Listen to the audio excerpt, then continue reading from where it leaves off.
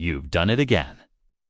Someone got close, maybe closer than anyone has in years, and the moment you felt yourself starting to care, starting to need them, something inside you recoiled.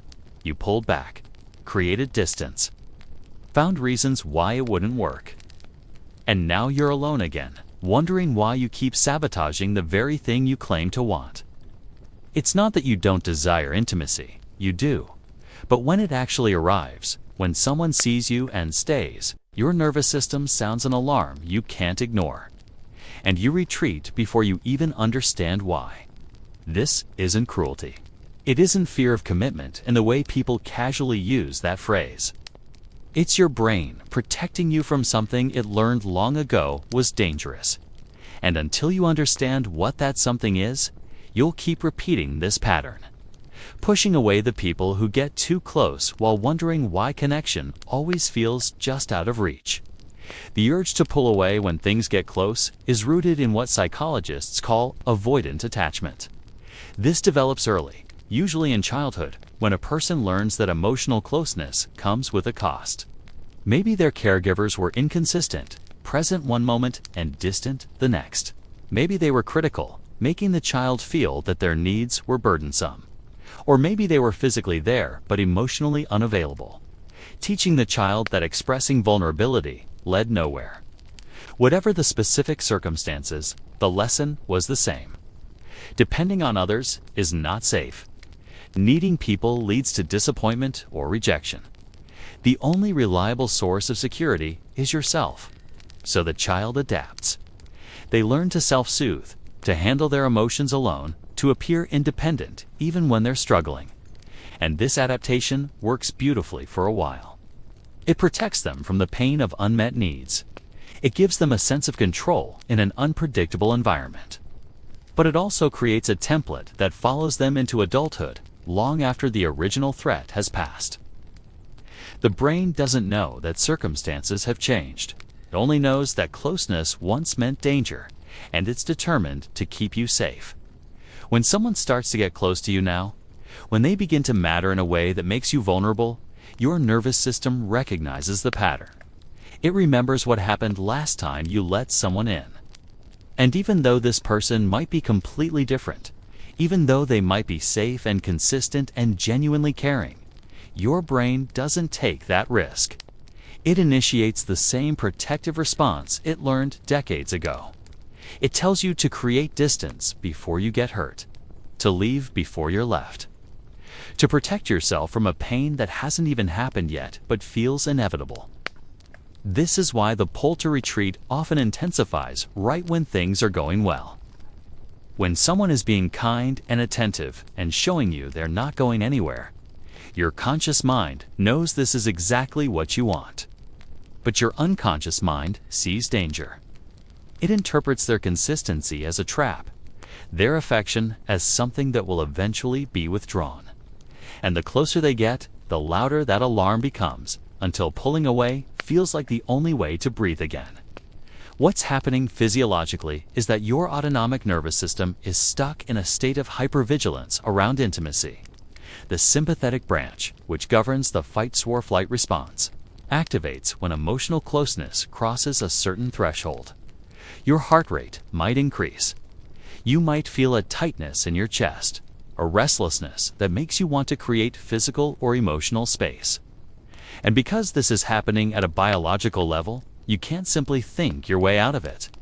You can know intellectually that this person is safe, that you're overreacting, that you're sabotaging something good. But knowledge doesn't override a nervous system that's trying to protect you.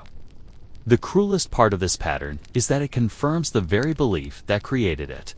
You pull away because you're afraid of being abandoned. But in pulling away, you guarantee the abandonment. The person eventually gives up, stops trying, moves on. And your brain files this as more evidence that people can't be trusted, that closeness always ends in loss, that you were right to protect yourself. The wound that taught you to avoid intimacy keeps getting reinforced by the behavior that stemmed from it, and the pattern becomes self-perpetuating. There's also a particular kind of internal conflict that people with avoidant attachment experience. Part of you genuinely longs for connection. You have moments where you feel the depth of your need for someone, where you imagine what it would be like to truly let someone in. But another part of you is terrified of that same need. It sees it as weakness, as a loss of control, as a doorway to the kind of pain you've spent your life learning to avoid. These two parts war with each other constantly. One pulls you toward intimacy, the other pulls you away. And you end up caught in a cycle of moving closer and then retreating over and over, never quite able to settle into connection or fully commit to solitude. This often shows up as a pattern of idealizing people when they're at a distance and devaluing them when they're close. When someone is unavailable or the relationship is still new, your brain can relax. There's no real threat yet. You can enjoy the fantasy of connection without the risk of actual vulnerability. You might even feel intensely drawn to them, convinced this person is different, that this time will be different. But the moment they become available, the moment they want to move from fantasy to reality, something shifts. You start noticing their flaws, feeling suffocated by their attention, finding reasons why they're not actually right for you. And you pull back, often leaving the other person confused because nothing external has changed. Only your internal proximity alarm has been triggered. What makes this particularly painful is that you're often drawn to people who are also struggling with their own attachment wounds. You might find yourself attracted to anxious types, people who crave closeness and reassurance, who pursue when you retreat. On the surface, this seems like a mismatch, but there's an unconscious logic to it. Their anxiety keeps them chasing, which means you never have to fully commit. And your distance keeps them insecure, which confirms their belief that love requires constant effort. You're both playing out childhood patterns with each other, each one's behavior triggering the other's wound. And the relationship becomes a dance where no one ever feels safe. The tragedy is that you probably know all of this on some level. You've analyzed the pattern. You understand where it comes from. You've read about attachment theory and recognized yourself in every description of avoidant behavior. But intellectual understanding doesn't change the way your body responds when someone gets too close. It doesn't silence the voice in your head that tells you to run. And so you stay trapped in the awareness of your pattern without being able to break free from it. Watching yourself repeat the same cycles while feeling powerless to stop. There's also a deep shame that comes with this.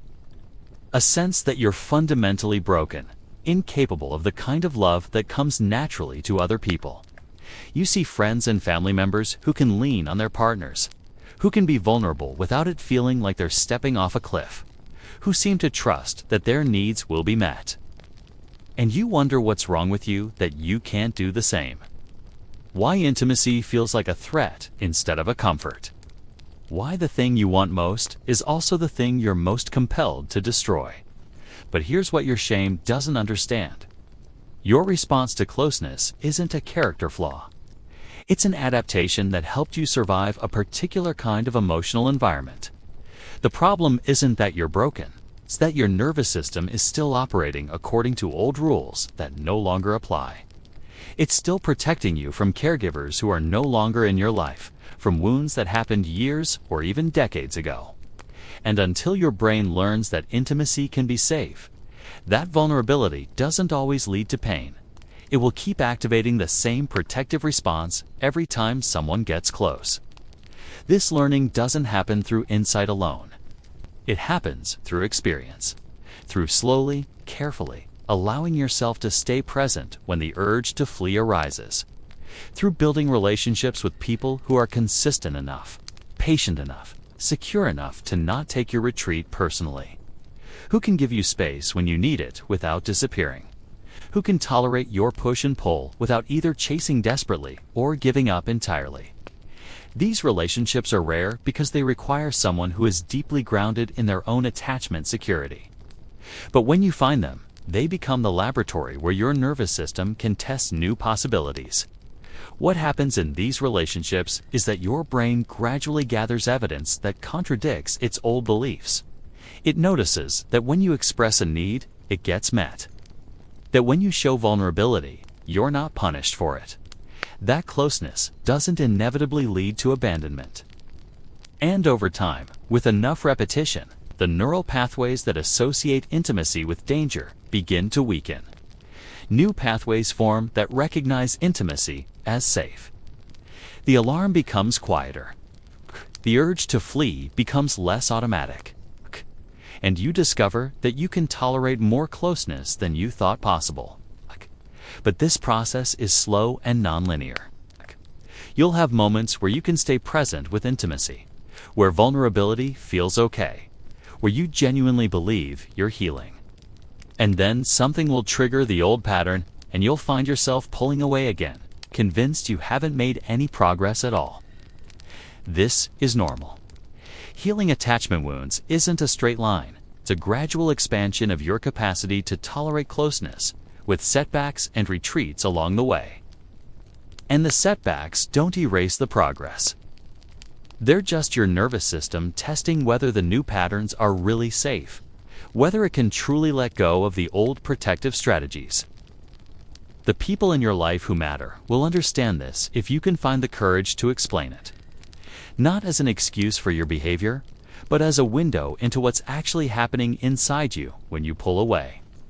Most people interpret withdrawal as rejection, as evidence that you don't care or that they've done something wrong. But if they understand that it's not about them, that it's an old wound being activated, they can give you the space you need without taking it personally. They can be the steady presence that your nervous system needs to learn that closeness is safe. And somewhere in this process, you might discover that the pull to retreat isn't as absolute as it feels. That there's a moment, right before you withdraw, where you have a choice. It's a tiny moment, and it's easy to miss.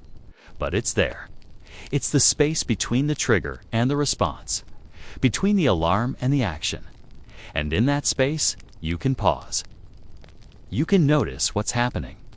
You can feel the fear without immediately obeying it. You can stay even when every instinct is telling you to run.